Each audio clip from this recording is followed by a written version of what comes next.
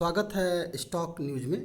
अगर आप मेरे चैनल पे पहली बार विजिट कर रहे हैं तो सब्सक्राइब करें ताकि आपको लेटेस्ट इन्फॉर्मेशन मिलता रहे। एसबीआई ने अपने Q4 का रिजल्ट जारी कर दिया है और हम आज यही जानने की कोशिश करेंगे कि जो इसने अपना आज रिजल्ट जारी किया है वो रिजल्ट कैसा है और कंपनी ने जो डिविडेंड का ऐलान किया है वो डिविडेंड कितना है और डिविडेंड जो है आपके अकाउंट में कब तक जो है क्रेडिट हो जाएगा। तो सबसे पहले हम जानते हैं कि एसबीआई ने जो अपने डिविडेंड का ऐलान किया है वो कितना रुपया शेयर है। यानी कि अगर आप देखेंगे तो जो डिविडेंड का ऐलान है वो 7.10 पैसा यानी कि पर इक्विटी शेयर यानी कि एक शेयर के बदले आपको 7 रुपया 10 पैसा जो है डिविडेंड मिल जाएगा। यानी कि 710% इसका रेशियो है। और कब तक आपको डिविडेंड आपके डीमेट अकाउंट में जाएगा वो है 10 जून। यानी कि डिविडेंड का जो फिक्स डेट है वो है 10 जून। यानी कि अगर आपके डीमेट अकाउंट में एसबीआई का शेयर 8 तारीख को खरीद लेते हैं और अगर आपके डीमेट अकाउंट में 10 तारीख तक रहता है तो फिर 10 तारीख को जो है आपको डिविडेंड का पैसा जो है आपके अकाउंट में डाल दिया जाएगा। जानते हैं कि इसका जो है रिजल्ट कैसा है, यानी कि इसका जो क्वार्टरली रिजल्ट है वो कैसा है। तो सबसे पहले हम क्या देखते हैं कि इसका ईयर ऑन ईयर बेसिस देखते हैं। ये है 2021 और ये है 2022 और ये है आपका क्वार्टर एंड क्वार्टर। ये क्वार्टर एंड क्वार्टर और ये हो जाएगा ईयर ऑन ईयर बेसिस पर। तो हम जानने की कोशिश करेंगे कि कंपनी का रेवेन्यू कितना जनरेट किया, प्रॉफिट कितना है। तो सबसे पहले देखते हैं इस कंपनी का जो टोटल इनकम है। आपको यहाँ देखना होगा कि टोटल इनकम इस कंपनी का कितना है। इनकम को दो पार्ट में बांटा गया है। एक इनकम आपका ये है सेगमेंट का और दूसरा जो इनकम है इसमें ABCD करके दिया गया हुआ है। इसमें अगर आप देखेंगे तो इनकम ऑफ इन्वेस्टमेंट है, income discount of advance bill है, इंटरेस्ट बिल है। इन तीनों को सेगमेंट को मिला करके और एक अदर इनकम, इन दो सेगमेंट को मिलाकर पहले वाले का 3 और ये वाला इनकम मिला करके जो कंपनी को एसबीआई को जो इस बार जो कुल इनकम हुआ है वो है 82,613 करोड़ के करीब। और पिछले साल की अगर बात करें हम, यानी कि ईयर ऑन ईयर बेसिस पर देखें, हम साल दर साल पर देखें तो पिछले साल जो कंपनी का रेवेन्यू यानी कि इनकम जो जनरेट हुआ था वो था 81,326 करोड़ के करीब। हम इसलिए अगर कह सकते हैं तो इस कंपनी का जो ईयर ऑन ईयर बेसिस पर जो रेवेन्यू जनरेट हुआ है, जो इनकम हुआ है वो पिछले साल के मुकाबले इस बार ज़्यादा हुआ है।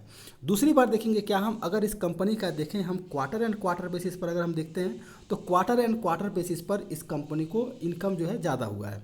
पिछली बार जो इसने अपना क्वार्टरली रिजल्ट जारी किया था तो 78,351 करोड़ का इसने जो है अपना इनकम जनरेट किया था और वहीं जो है इस बार 82,613 करोड़ का किया है। यानी कि हम कुल मिलाकर कह सकते हैं कि इस कंपनी का जो इनकम है year on year and quarter दोनों ही बेहतरीन है। अब देख लेते हैं इस कंपनी का कुल खर्चा जो है इसने कितना किया है, कितना एक्सपेंस जो है एसबीआई ने किया हुआ है। तो एक्सपेंस के सेगमेंट को अगर हम देखेंगे तो इसका जो एक्सपेंस है इसको भी इसने अपने 3 कॉस्ट में 3 कैटेगरी में बांटा है, ABCD।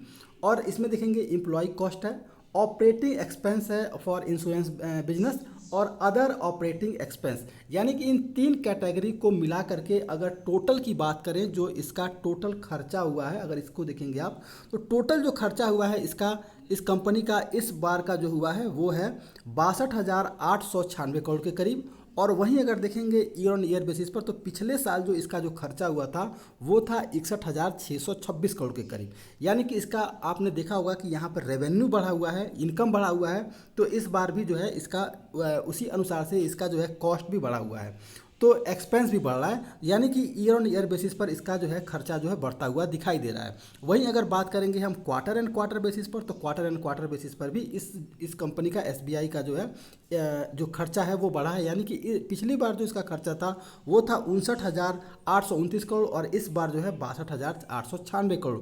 यानी कि ईयर ऑन ईयर बेसिस पर एंड क्वार्टर बेसिस पर भी इसका जो खर्चा है वो बढ़ा है। देखते हैं कि इस कंपनी को जो है शुद्ध मुनाफा जो है कितना हुआ है। तो टैक्स को लेकर के बात करें तो टैक्स को लेकर के इस कंपनी का इस बार का जो मुनाफा है वो है 12,469 करोड़, जबकि पिछली बार जो इस कंपनी का जो शुद्ध मुनाफा था, शुद्ध मुनाफा यानी कि टैक्स को लेकर के वो था 8,649 करोड़। यानी कि इस कंपनी का जो प्रॉफिट है ईयर ऑन ईयर बेसिस पर टैक्स को लेकर के इसमें हमें वृद्धि होते हुए देखने को मिल रहा है।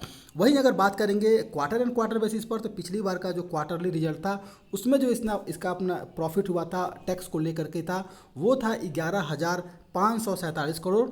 अगर इस बार देखेंगे तो इस बार जो है इस कंपनी को जो शुद्ध टैक्स को लेकर के प्रॉफिट हुआ है वो है 12,469 करोड़ के करीब। यानी कि कुल मिलाकर अगर कहा जाए इस कंपनी का year on year and quarter दोनों ही बेसिस पर इसका जो प्रॉफिट है वो लेकर के बढ़ा है।